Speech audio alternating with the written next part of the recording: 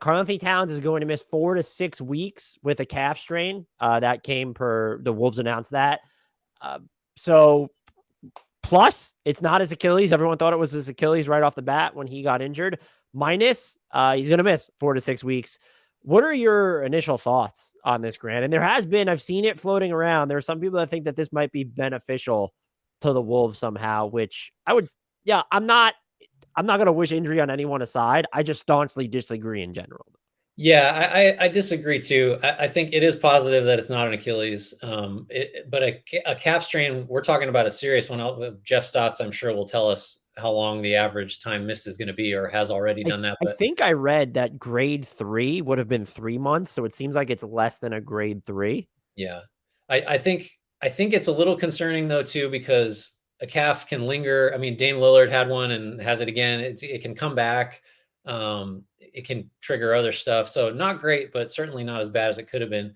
I can't get on board with the idea that this is helpful, mainly because the best version of this Wolves team like sort of has to have both Towns and Gobert on the floor together, or Towns on the floor in general.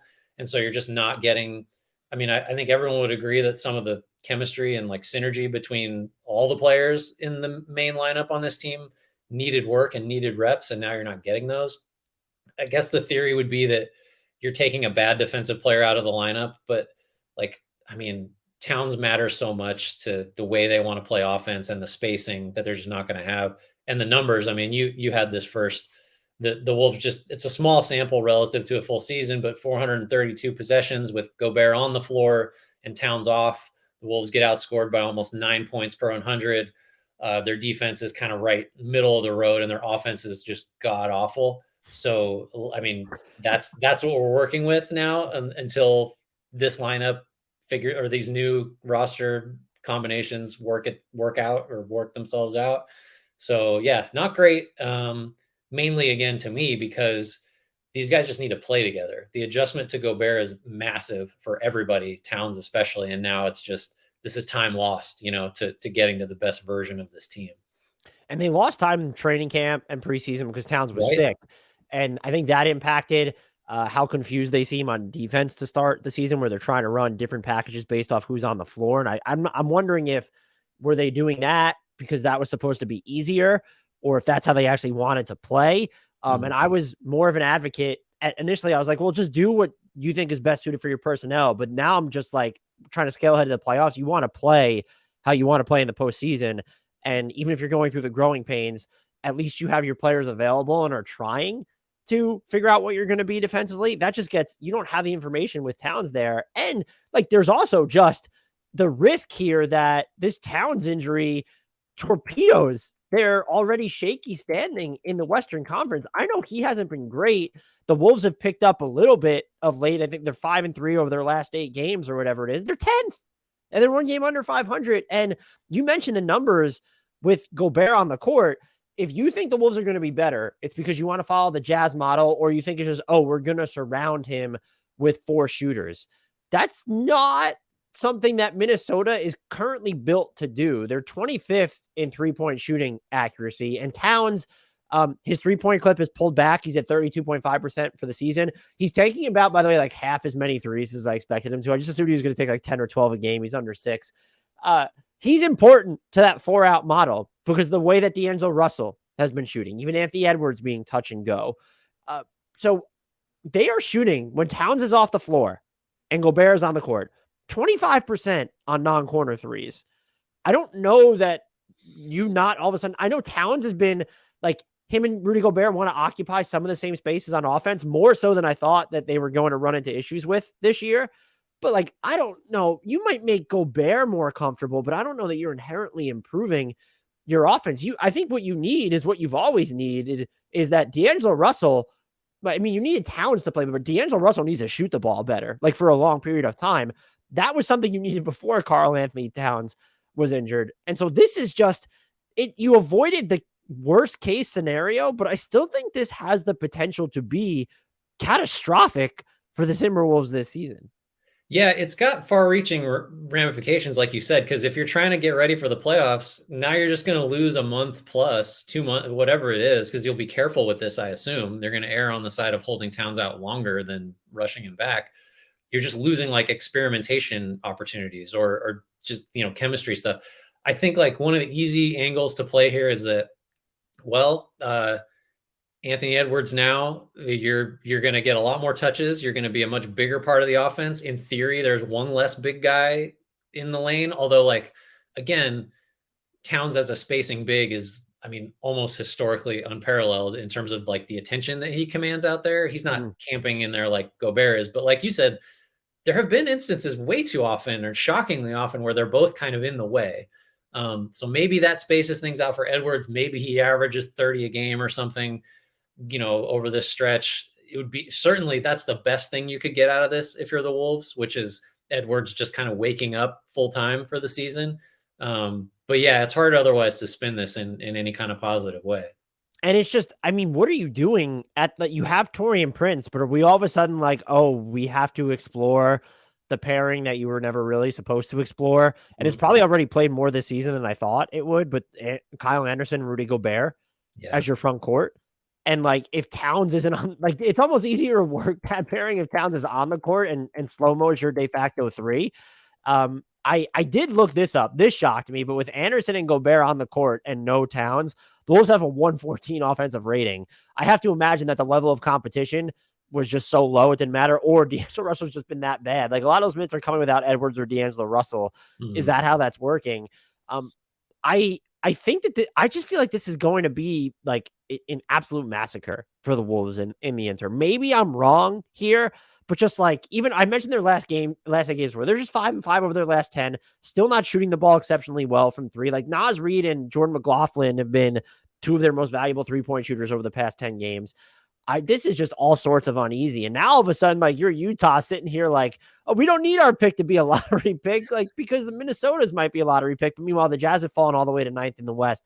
So that neither here nor there for that. But like this is I I don't know. I don't know, man. I'm frankly, I was already we had preached patience with the Wolves. Yeah. I'm at full blown panic right now. You're not fixing any like Torian Prince is on this roster. Great. Like there are things you could open there, but like they're not fixing anything externally.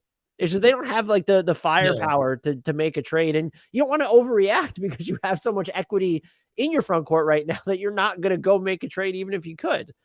Yeah, I mean, like you look at the normal solutions, like maybe we play McDaniels at the four now and we just play three smaller Something guards. they Like, wanted to avoid like forever. Yeah. right. But like maybe but it's not like he's like, you know, gonna be honored by a lot of defenders. The other thing, I think again, trying to paint this more positively, like Rudy Gobert has been part of the best offense in the league once and top five offenses like several times. Right. The personnel around him in Utah was very different.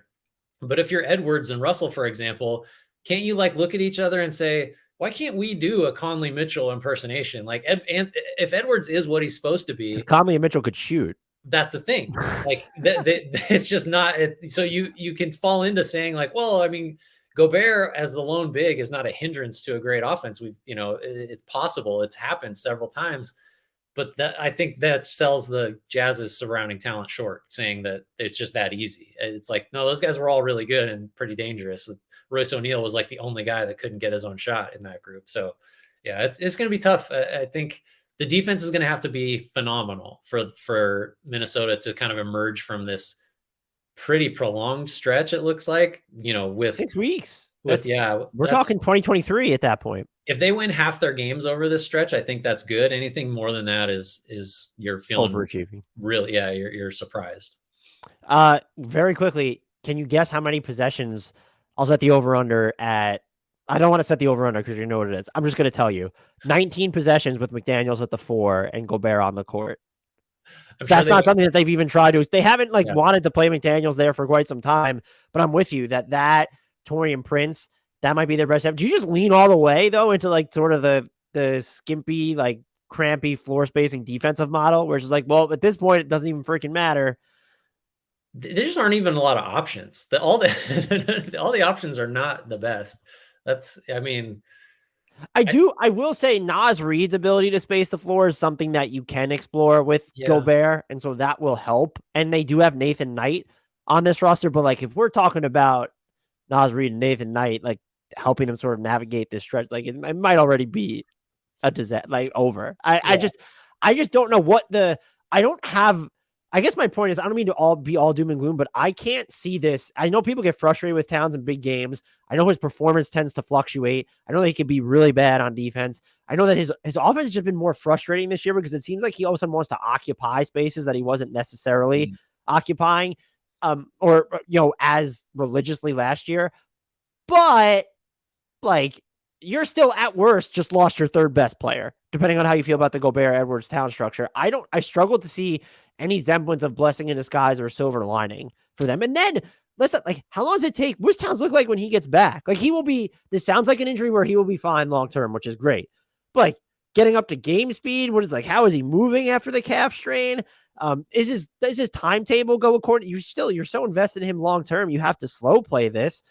And what we still don't know, like the actual 4 to 6 weeks seems like it's like mild severity based off what the other scenarios are out there. But like, we don't have like a grade on this. So I don't see any silver linings. I'm not going to lie. I see zero upside to the Wolves. And even if you, by some semblance, like you're killing it without Towns, that succeeds in only complicating Right. your future because it's, well, how do we integrate Towns into what's working? And now all of a sudden it says, oh, is Karl-Anthony Towns the problem? Which is just I firmly believe that's not the case. I want to make that clear. Even if I think some people are lower on Towns, that's fine, whatever. I still firmly believe he's not the issue. Like that's just not a discussion you want to have about someone you just gave a mega max extension to. That's just going to fuel potentially, certainly outside noise, but maybe internally if there's, if Edwards has bristled at Towns, or this is all just hypothetical, but like you say, it's like you're creating a quarterback controversy almost. It's like, well, do we need this guy? Like, what can we get from it? Get ready to fire up if the Wolves, run off a way better stretch, then it's like, well, what can the Wolves get for Towns? And then like, who knows? Maybe they can get those picks back they gave up for Gobert. Look, this all ends with the Wolves trading D'Angelo Russell for Davis Bertans and Reggie Bullock. Probably like that's what'll end up happening. Perfect.